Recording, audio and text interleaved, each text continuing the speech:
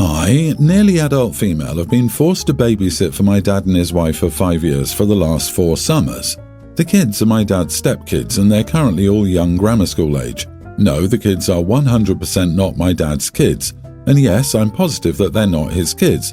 It doesn't matter anyway, but I wanted to put that out there because I know the ages would make it appear like at least one could be. My dad was never a very good dad to me. When I was a kid, he was really absent from our house. He left raising me to my mom and would show up when others were around to make it look good, but he never got involved or cared about me all my life. The one time I was always sure to see him was his birthday, when he would get Mom to cook his favourite meal and open gifts. He never failed to show up when it was about him. My mom got sick when I was 8, and my dad bailed and filed for divorce. He left me to deal with my dying mom, and unfortunately for her, the divorce didn't go through before she passed, so he was still her husband, and yeah, he wasn't emotionally present for me then or physically. He dumped me on a babysitter until I was 11, and then I was seen as old enough to be left alone. When I was 12, he moved in with his wife, who was still pregnant then, and they weren't married then. They got married when her youngest was about 5 months old. They told me I was going to level up and be a good big sis to her kids so that they could live their own lives and the kids would have someone to look up to. Then came the forced babysitting during the summer, all summer long. I always tried to find ways out of it, but felt like I had no options, at least no realistic ones.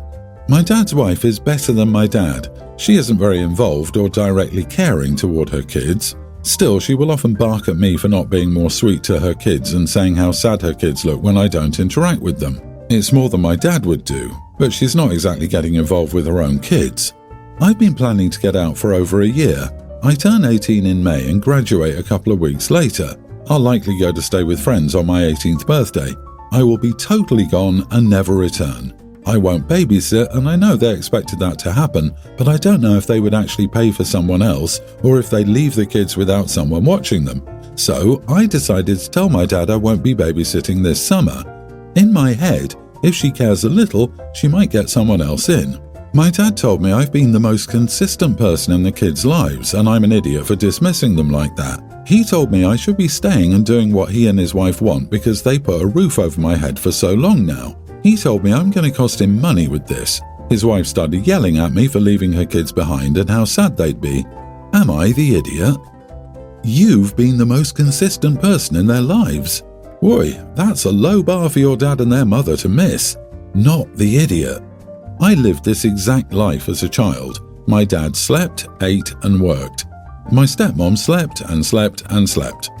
I was left to raise my siblings. For anyone to call it help or being a good big sis is delusional. Your child is keeping your children fed, safe and clean while you sleep until 1 p.m. My entire childhood was spent taking care of my siblings. While they were my actual siblings, I was still a child, and that childhood was taken from me. I left on my 18th and never looked back.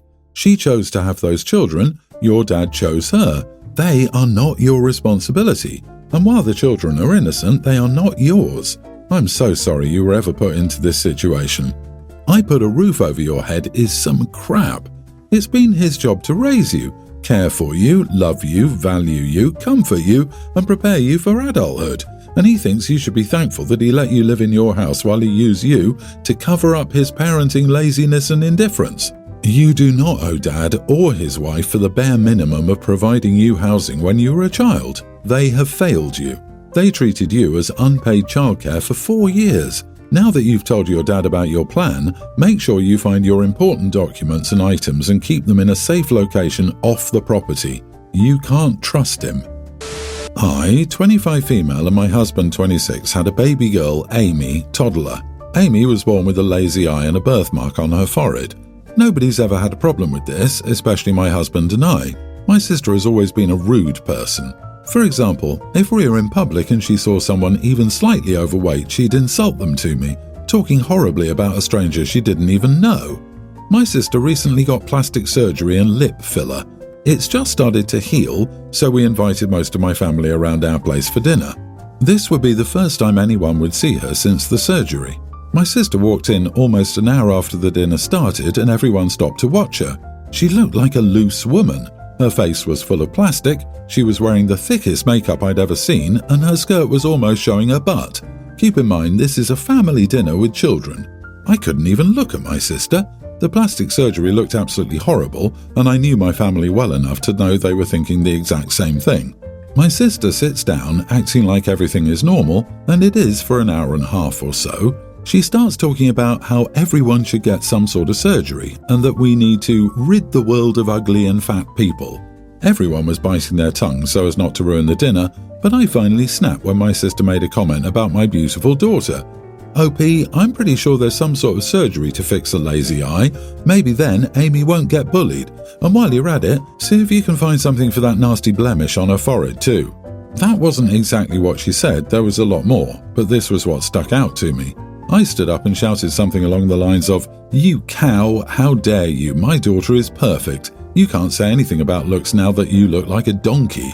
Of course, my sister started crying and left, and the dinner had to be cut short. A few family members have told me that, while what she said was rude, I was out of line for insulting her looks.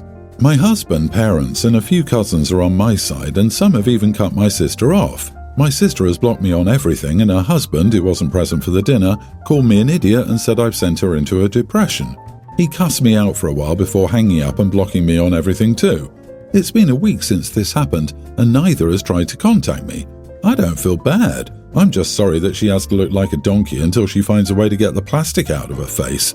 So, am I the idiot? Not the idiot. While your reaction was harsh, especially at a family dinner table with children present, I can fully understand it. It seems that in her world she didn't realise that she was crossing a line by suggesting plastic surgery for your daughter, but that doesn't excuse what she said. You were correct in defending your daughter from a person who makes a regular point to talk smack about, in her view, ugly people. I disagree. You are the idiot for insulting donkeys. Just because donkeys aren't the most beautiful animals around, that doesn't mean you can insult them by comparing someone who has disfigured themselves by shoving plastic and chemicals into their face. These plastic people make monkfish look good. Donkeys are cute, but not OP's sister. Your sister obviously needs help. Her preoccupation with looks has reached an unsustainable level. Her reaction was that despite her bravado about her new appearance, she was still desperately unsatisfied. Don't be surprised if she gets more surgery. Your response was nuclear but understandable. It'd be best if you stayed away from her till she addresses her issues. I feel sorry for her. I, 42 female, have a son, Ben, 19, with my husband, Tom. Ben was born a girl and realised by 16 that he wanted to transition from female to male. Tom and I weren't initially supportive, and I took longer to come around. I only did so after Tom passed in an accident, and I realised how distant my relationship with Ben was. When Ben was born, Tom got a tattoo of our then daughter's name on his arm, and we have a lovely picture together of me, Tom, and Ben at a few months old at the beach where Tom's tattoo is visible. Ben doesn't like me to keep pictures hanging of him past when he was a kid or older and still female presenting, so I only have pictures out in the house of him as a toddler or as an adult now. The only picture that I've not agreed to take down is the one of us at the beach. I really like that one. Ben's only issue is the tattoo, but for me it's one of my happiest memories of that day and I don't want to take it down. Ben is very upset about me keeping that picture up and says I'm being cruel because it reminds me of his dead name. Edit: Tom passed when Ben was still female presenting, so the only photo I have of us three that Ben likes, well, he used to like it, is the one at the beach, where Ben is a lot younger and wearing a gender-neutral outfit. Also, the photo is up in the hallway just outside my bedroom, which is not anywhere near Ben's room and will not be seen by house guests unless they come into my room. This is probably controversial, but not the idiot. This is a picture of your family at one of its happiest moments. Your husband is deceased, and that picture reminds you of happier times. You've rid the house of all other pictures of your son except this one. It's time for Ben to compromise. Honestly, it sounds like Ben needs some major therapy if he can't even have pictures of the past, including his dead dad. A deceased father that Ben was on bad terms with when he passed. Losing that hope of future reconciliation will also mess a person up. It's your home, but Ben is allowed to give his opinion. Just be aware that you're making your home an uncomfortable place for him to be. Agreed, you are the idiot. Consider that it may be a reminder that his father was not supportive of his gender and that he didn't feel safe transitioning while his father was alive. His father never got to see him truly being himself. That's pretty painful. To not have any photos of himself and his dad that aren't painful. All your happiest memories will, of course, be of when your husband was still alive and are of times when he was suffering. Ben can move out if he doesn't like it. This is the kind of BS that makes older LGBT people roll their eyes. You've done more than enough to cater to him, and you aren't even calling him by his dead name. It's a family photo on the beach with the dead name tattooed on your deceased husband's arm. Everything else from Ben's past has been removed. Ben has to learn to compromise and have thicker skin as a trans man in this harsh society. He doesn't get to bully you over a photo.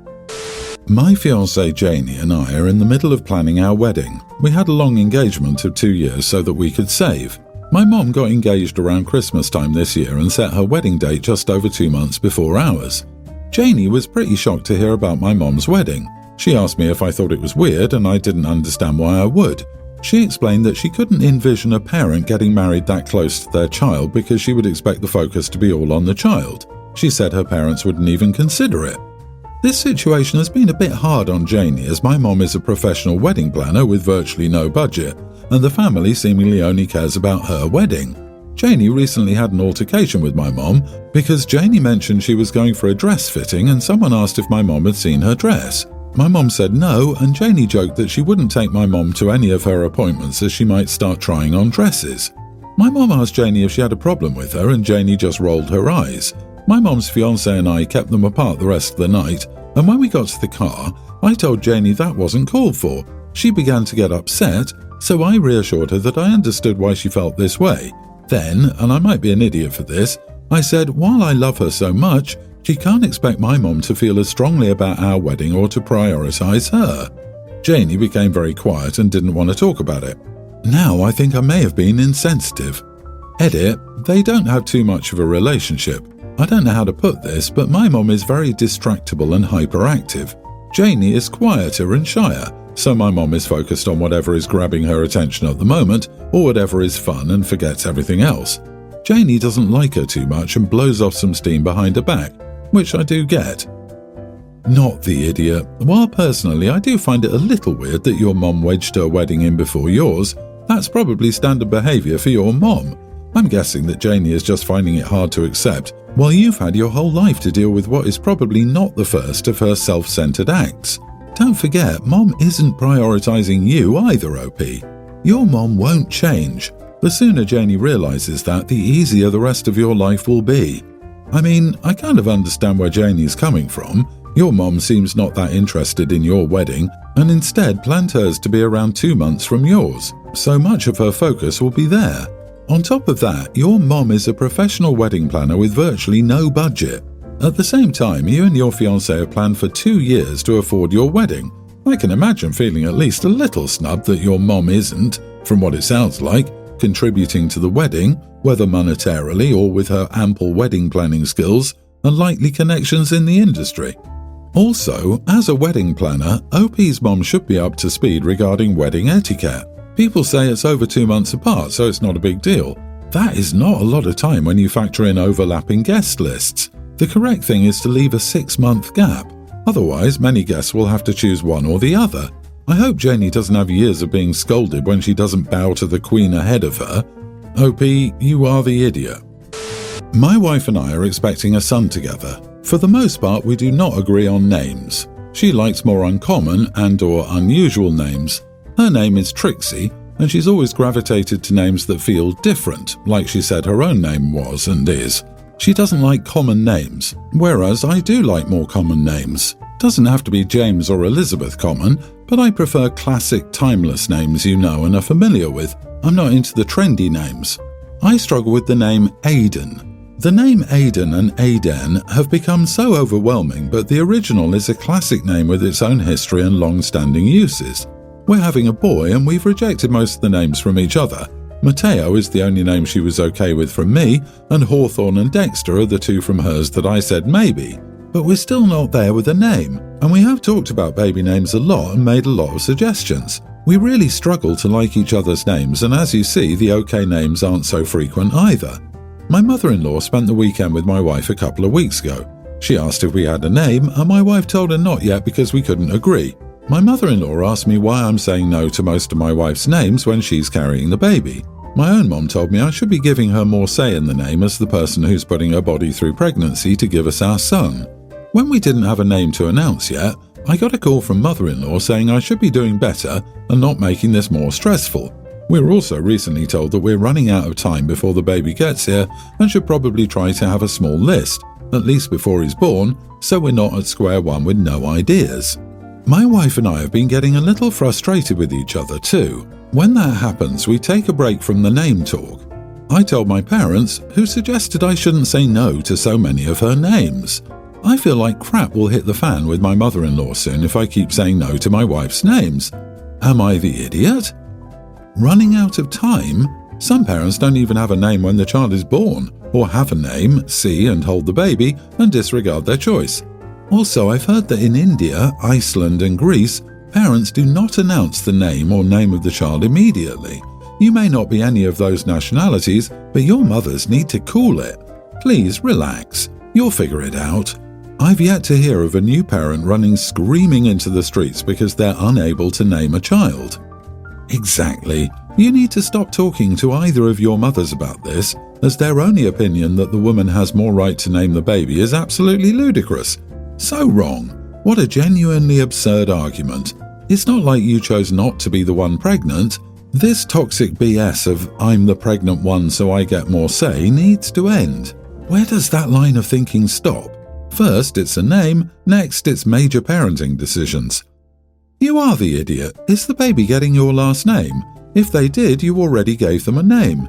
If you're going into this having issues with Aiden, an old classic name, you're probably just being too picky. It doesn't sound like she picked Moonbeam or Koala as options. There's a name app that's basically Tinder for names. I suggest you guys give it a try. And ask yourself if her names are truly terrible or if you just want to feel like you have more say than her.